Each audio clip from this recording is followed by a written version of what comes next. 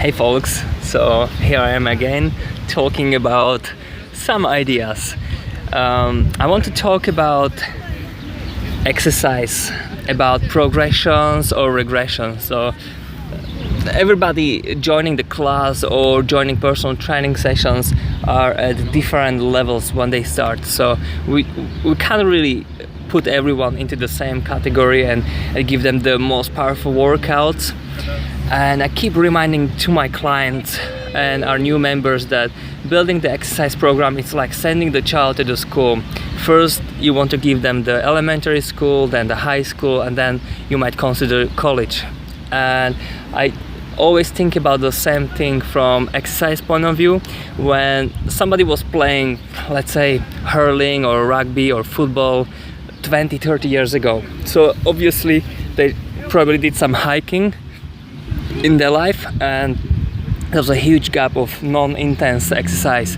So one of the best advice is to start with something simple, and usually the gyms machines are really good for that because they will provide enough resistance and controlled environment. So that means that there are safety lines, safety range, where usually if you are on a chest press machine, you push forward. When you run out of energy, you just drop it back to the safe range.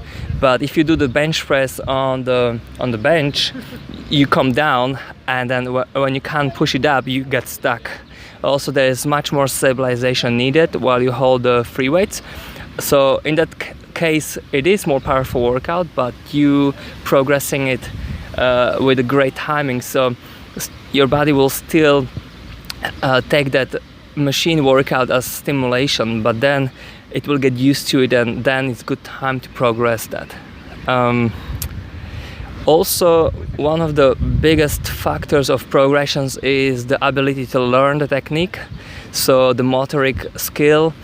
Not everybody has the same talents and same predispositions, and I've observed that even people who are like really successful solicitors and accountants, they are really great in their mind, but they cannot synchronize two simple things like bent over row and rise, bent over row, release and rise.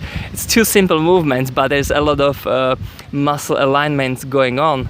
So for some of us, for example me, I'm very easily losing the counting. I'm just very easy losing attention. So for me, paying attention to small details, calculations and those analytical things, that don't work for me. I am more creative.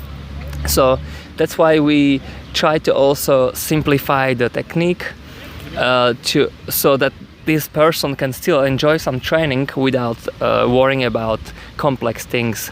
And then as they grow into it and we see it is safe, then we progress it to the more free weight. So instead of doing a row on the machine, when you just pull in while your chest is supported, then you can actually do the bent over row with the free weight. So that will be one example. Instead of a leg press, we would use some type of deadlift or squat, which is just much more functional, engages much more joints and muscles, but also it's much more dangerous towards the spine. And I can see even in our gym that a lot of big guys would still have a really bad form, even though they are very strong. They build their strength with not 100% best form, maybe 95%, and there's space for injuries in that 5%, especially when they start to lift 120, 160, 180 kilograms on a deadlift. And when we see their spine is bending like a bow, okay, there's a question, will that snap or will that not? So we want to prevent that. We want to eliminate the risk as much as we can.